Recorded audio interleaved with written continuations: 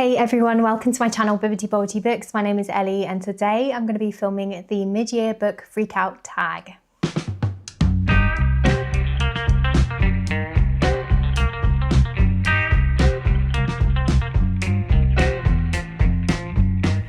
So it is nearly June, which means we're nearly midway through the year, which is just crazy and blows my mind, to be honest with you. But I'm also very, very excited that summer is on the horizon. We're nearly there and hopefully the weather is going to improve because my goodness, it's so grey and rainy today here in the UK, which is crazy because I feel like it was really hot and sunny just a few weeks ago. And since then the weather has turned and it's been drizzly and rainy and horrible. So yeah, I'm looking forward to some brighter, sunnier days in the future. And yeah, today I thought I would film the mid-year book Freakout tag. It's a tag that is pretty popular here on BookTube and I always enjoy filming it. So I'm looking forward to going through the questions with you today.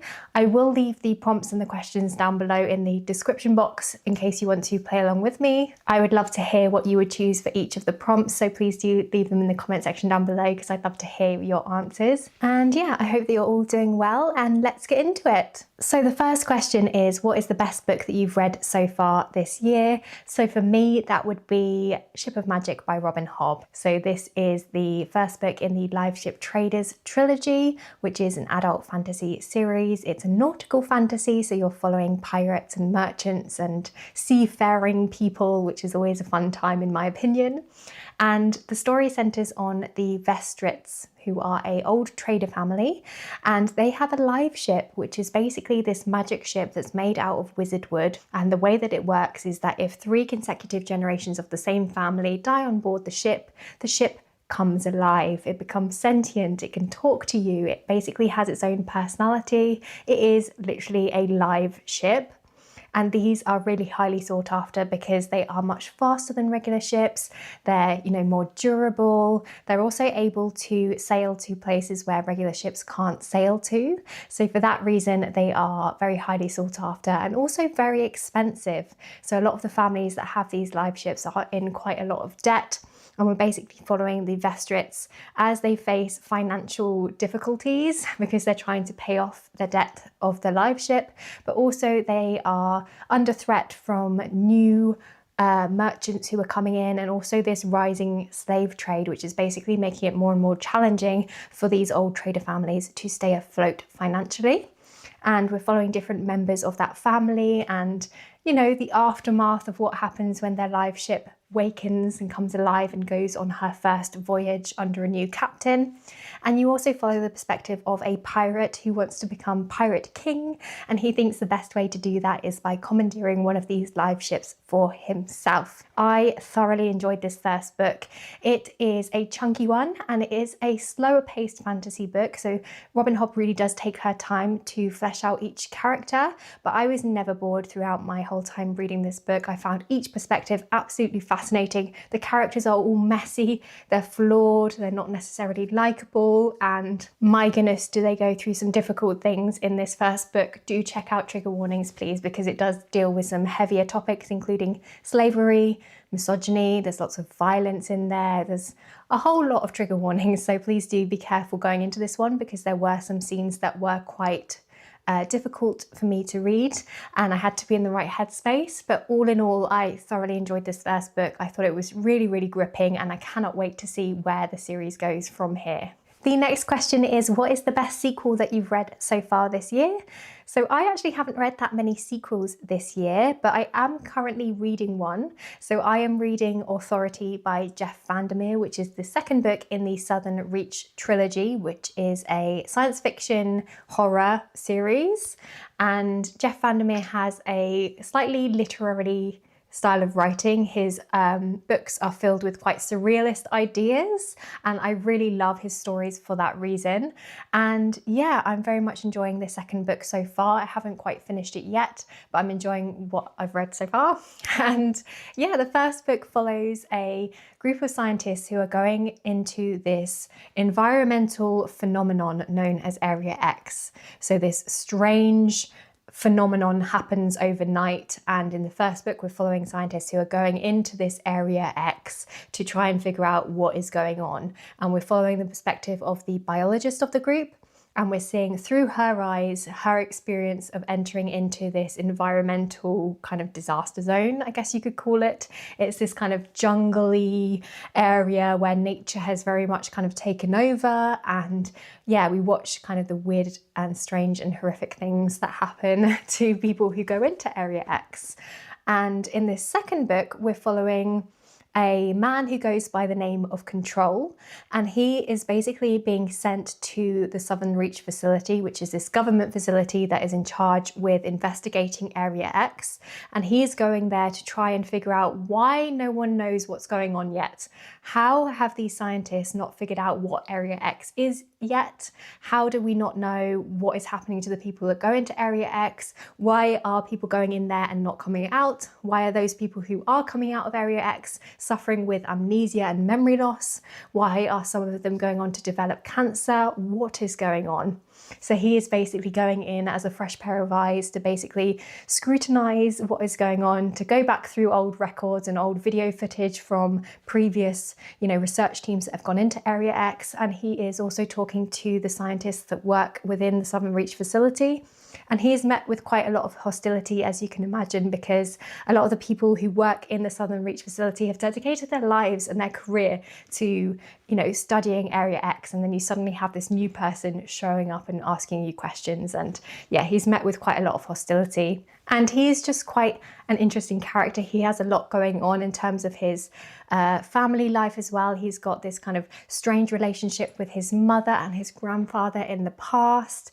And he's also kind of a double agent, so he has to feed back all of his findings to this person who's just known as the Voice, and he starts to become quite paranoid. I don't know, so far I feel like Jeff Vandermeer has started to sort of paint this picture that Area X might not be as isolated as people think it is. Maybe the border isn't quite as definite, and it definitely feels like sort of Area X is corrupting anything and anyone that kind of comes into contact with it, even if that is just through looking at old video footage of people that went into the area. I don't know, it kind of gets under your skin, and it's all very creepy and very strange. So yeah, I'm very much enjoying this second book. Not quite as much as the first one, because I really enjoyed actually going into Area X in the first book, whereas in this second book it all takes place just in this government building, which isn't quite as atmospheric. But Jeff Vandermeer still does create a lot of tension in his writing, and I just really appreciate him for his unique ideas.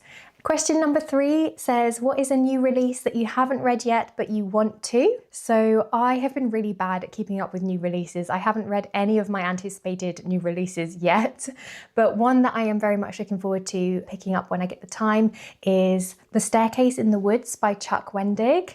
So this is a horror novel, and I was drawn to it because it sounds strange and it has a woodland setting, and those are 2 big ticks for me.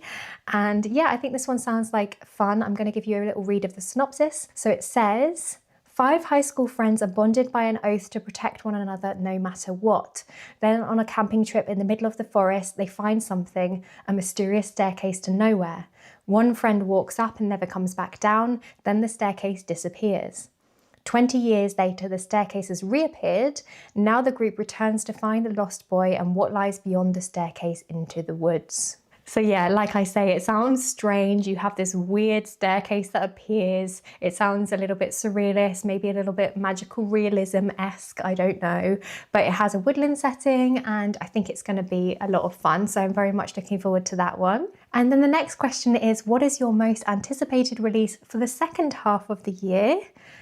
Now, I need to research what books are coming out because I'm not actually that clued up on what is coming out soon, and I actually want to make a video soon talking about upcoming releases, so I really need to do some research. But off the top of my head, one book that I do know that's coming out soon that I am interested in is The Bewitching by Silvia Moreno Garcia. And the reason why I'm interested in this one is because I read Mexican Gothic by this author and I really enjoyed it. I thought she did a fantastic job at writing Gothic settings. It was such an atmospheric read and I really enjoyed it. And I know that this new book that she's coming out with is a multi-generational horror and it involves witches. And honestly, those are two things that really intrigue me and I don't really need to know more, but I appreciate that you might want to know more. So I'm just going to read you the synopsis. It is a little bit long, so do bear with me, but it says, "Back then when I was a young woman, there were still witches. That was how Nana always began her stories that she told her great-granddaughter Minerva, stories that have stayed with Minerva all her life. Perhaps that is why Minerva has become a graduate student focused on the history of horror literature and is researching the life of Beatrice Tremblay, an obscure author of macabre tales. In the course of assembling her thesis, Minerva uncovers information that reveals Tremblay's most famous novel, The Vanishing, was inspired by a true story. Decades earlier, during the Great Depression, Tremblay attended the same university where Minerva is now studying and became obsessed with her beautiful and otherworldly roommate who then disappeared under mysterious circumstances. As Minerva descends deeper into Tremblay's manuscript, she begins to sense that the malign force that stalked Tremblay and the missing girl might still walk the halls of campus. These disturbing events also echo the stories Nana told about her girlhood in 1900s Mexico, where she had a terrifying encounter with a witch. Minerva suspects that the same shadow that darkened the lives of her great-grandmother and Beatrice Tremblay is now threatening her own in 1900s Massachusetts. An academic career can be a punishing pursuit, but it might turn outright deadly when witchcraft is involved." So yeah, there's a lot to digest with that synopsis. There's quite a lot in there, but it sounds fascinating. It sounds like our main character is connected to events of the past. There's witchcraft in there. There's paranormal things going on. We've got an academic type setting. It all sounds really fascinating. So I'm looking forward to that one a lot. So question number 5 is, what is your biggest disappointment? So for this question, I'm going to choose How to Become the Dark Lord and Die Trying by Jangelo Wexler. So this is a comedy fantasy and I had really high hopes because I thought the premise sounded really cool, but unfortunately it just didn't quite work for me. So this story is about a woman who's stuck in a time loop. So she is a human woman and she gets pulled into this fantasy world to be the hero. So she's set the task of defeating the Dark Lord, and basically every time she fails, every time she dies, she resets and starts right back at the beginning again. So she has lived for thousands and thousands of years trying to defeat this Dark Lord, and she's never been successful and she's annoyed. So she decides, do you know what, this time I'm not going to try. I'm actually just going to become the Dark Lord myself, because then I will finally be on the winning side, because the Dark Lord always wins. So if I am the Dark Lord, I have to win. So that is her idea, and we follow her as she goes on this journey to become the Dark Lord. And it's very tongue-in-cheek. It has that fourth wall breaking style of comedy where she will basically talk to you as the reader, and she's always pulling sort of pop culture references out in every possible moment. And I just found that the comedy sort of wore off after a little while and I got a bit bored by it, if I'm being honest. But my main issue with this story was the main character, because I found her to be very insufferable and I honestly just didn't really care. I wasn't really rooting for her, and yeah, I just got bored and ended up DNFing at 50%. So that's such a shame, because I think it's such a cool setup and idea for a story, but I just didn't gel with the main character. And it just didn't work for me. But don't let me put you off, because I do know people that have enjoyed this one. I think it's one of those sort of Marmite books. Some people love it, some people don't love it. So give it a try and see for yourself if you're interested. The next question is, what is your biggest surprise? So for this question, I'm actually going to choose Gardens of the Moon by Steven Erikson. So this is the first book in the Malazan Book of the Fallen series. And the reason why it's the biggest surprise for me is because I was hugely intimidated to pick up this book. I have heard a lot of people saying that this series is incredibly difficult to get into. You have to be so intelligent to understand what's going on. It's really confusing and all of this. And I was very, very intimidated to start it. But then when I did pick up the first book, I was pleasantly surprised and I actually really enjoyed it. And, it wasn't as difficult to get into as I thought it would be. bearing in mind that I did go into it prepared. So I did start the book and I did utilize some resources that some people have made. So there was a PowerPoint presentation that someone had kindly put together that kind of broke down each chapter. And I was reading that alongside the book, which really helped me to understand what was going on. But I enjoyed it a lot more than I thought I would. I heard a lot of people saying that, you know, the first book isn't very good and you have to kind of push through it and the series gets better after that. But I actually really enjoyed this first book, and there were some really iconic scenes and some memorable moments in that story that I can't stop thinking about. So yeah, I'm very much looking forward to continuing on with the Malazan books, and I'm looking forward to it. If you haven't heard of the Malazan Book of the Fallen series, it is a very long, sprawling adult fantasy series, and it's set during a time of conquest, and we're basically following the Malazan Empire, who is trying to expand its territories, and we're following all sorts of different characters on either side of the conflict. And you know, we're exploring the political reasons for the war that's going on. We're also finding out a lot about the history of the world, and we're also finding out about the magic. It has a really unique style of magic in here, but also different fantasy races that are in this world. And also this world has a whole pantheon of gods as well that we get to know, and the gods like to weigh in on the action and meddle in what's going on with the mortals, so it all gets very messy. But what I like about this story is that it is unlike anything that I've read before, in terms of there's not a clear plot, there's not a clear destination. We don't know exactly where we're going, but that's okay. That's not the point. The point is just to immerse yourself in the world, or at least I think it is, and to get to know all of these different characters and different people who are affected by the war and by the conflict. And it's really fascinating. If you want to hear me talking more about this first book, I did actually film a dedicated review, so I will link that down below for you if you're interested. Yeah, I'm very much looking forward to continuing on with my Malazan journey. Question number 7 is, who is a new favourite author? So that can be a debut author or an author that's new to you. So I actually haven't read that many new authors this year, or at least, the books that I've enjoyed have all been from authors that I'm familiar with, aside from Gardens of the Moon and Stephen Erikson. But it feels strange to say Stephen Erikson is a new favourite author when I've literally only read one book by him. So I don't really know how to answer this question. I mean, I did read another book by Michelle Paver, who is a horror author, and I absolutely loved that book. So I've read a couple of books by her now and really enjoyed them. I gave them both 5 stars. So I could maybe say that she's a new favourite author. So if you haven't heard of Michelle Paver, she has written several books. Obviously, she's an author.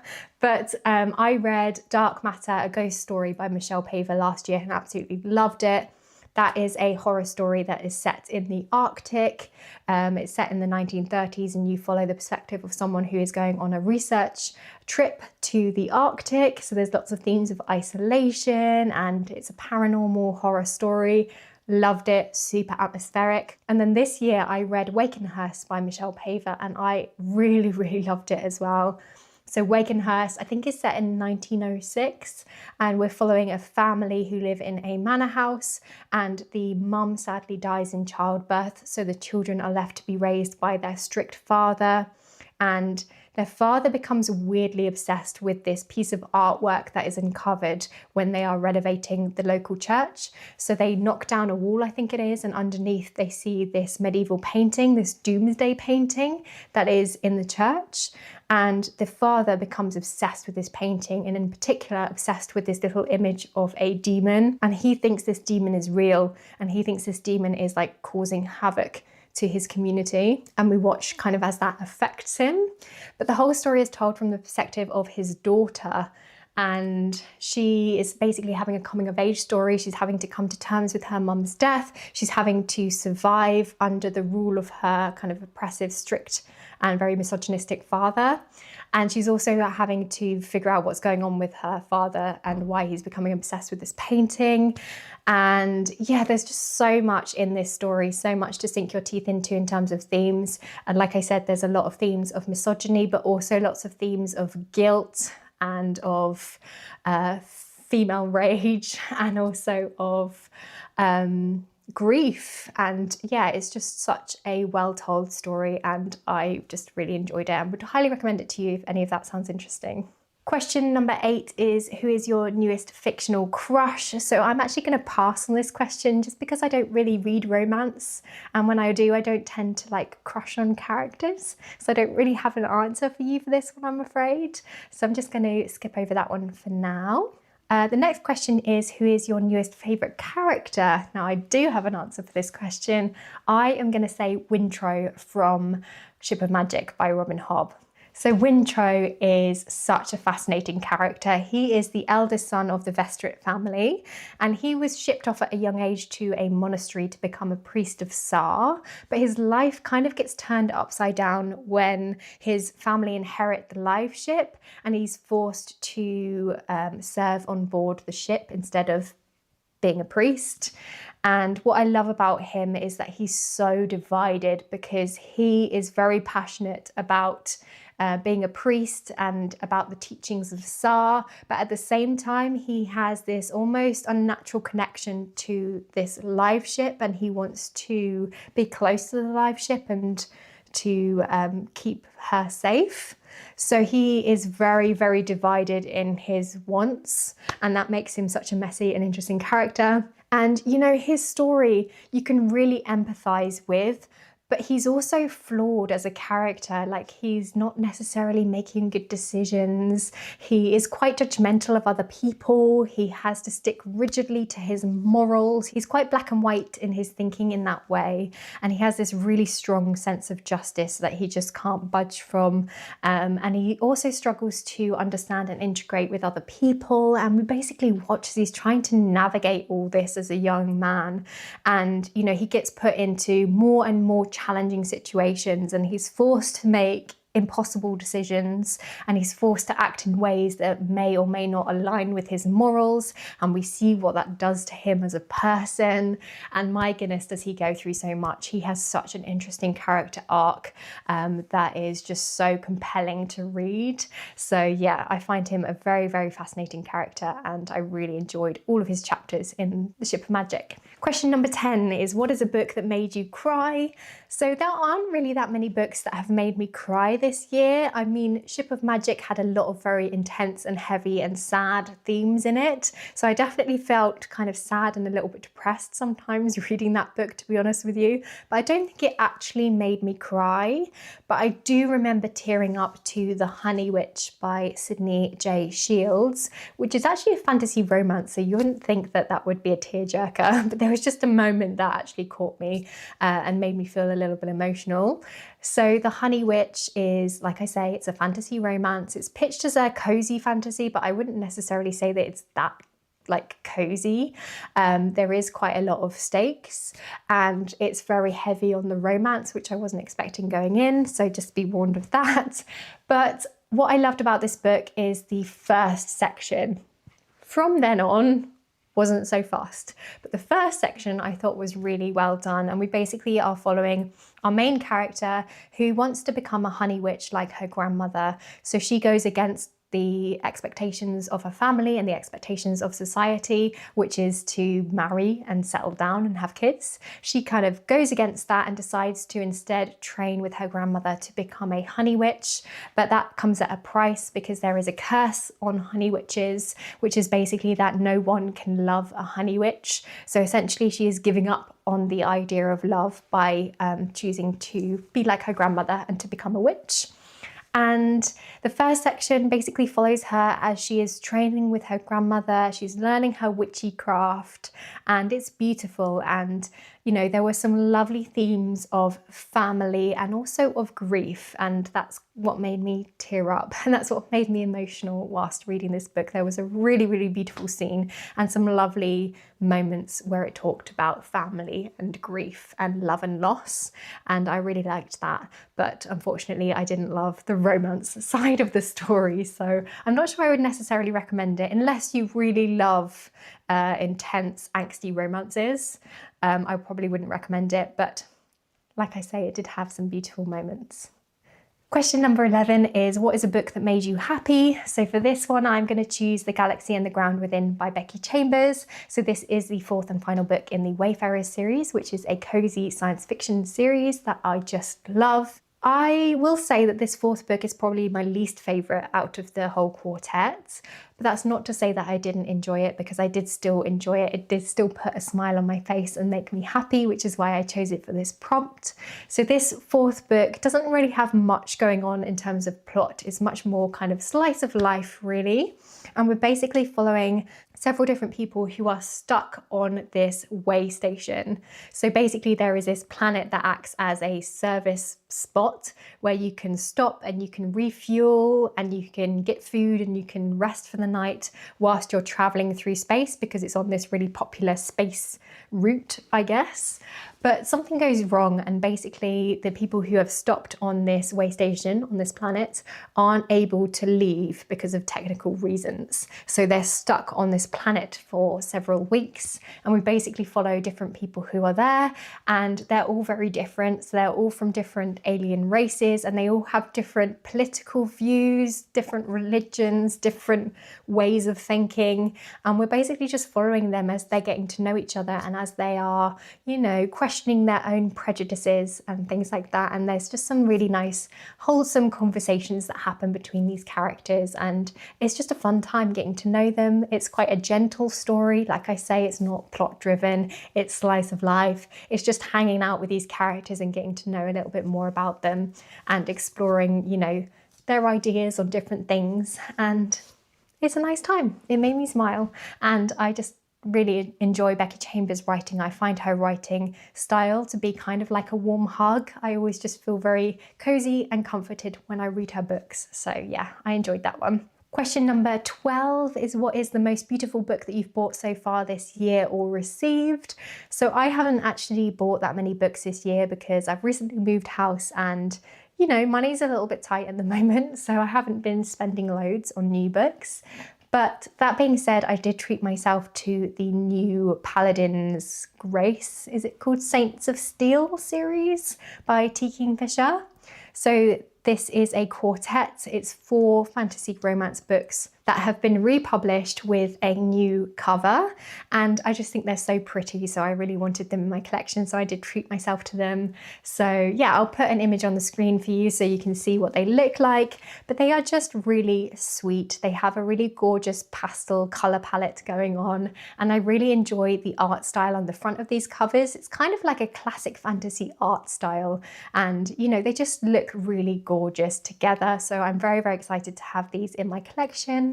I have read the first book, which is Paladin's Grace, and I did enjoy it. It is a fantasy romance, like I said, and it also has a bit of a mystery plotline running through it as well, and it's funny. It's got comedy elements to it as well, so I did enjoy it. Okay, and then the final question is, what books do you need to read by the end of the year? So I don't really have any set plans, to be honest with you. I like to keep things kind of casual with my reading, because I find that as soon as I set strict plans, it suddenly becomes like a chore and I put off doing it. So I much prefer to just mood read and be flexible with my reading.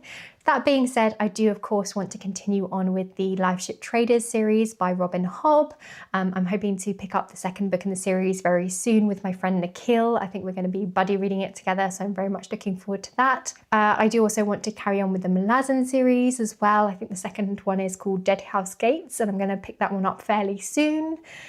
And aside from that, I'm fairly flexible, really. I want to read some more horror because I haven't read that much horror so far this year, and that is one of my favourite genres. So I do want to pick up some more spooky books soon. But aside from that, I don't know. We'll see what happens. We'll see where my mood takes me. If there is anything in particular that you would like me to read and that you're interested to hear my thoughts on, please do let me know in the comment section, because I will try to prioritise that where I can. Oh, the other thing that I do want to do is carry on with the Lord of the Rings books, because I read The Fellowship of the Ring recently and I filmed a reading vlog for that, which was really, really fun. So I think I'm going to also do reading vlogs for the other 2 books. So that's something that will be fun and will be on my channel hopefully fairly soon. So I'm looking forward to that. Anyway, I've been rambling for a while now, so I'm going to wrap up this video here. I hope that you've enjoyed hearing my answers to these questions. I also hope that you are doing well wherever you are, whatever you are doing. I am sending you so much love. Thank you so much for watching and supporting my channel. It honestly means the world to me.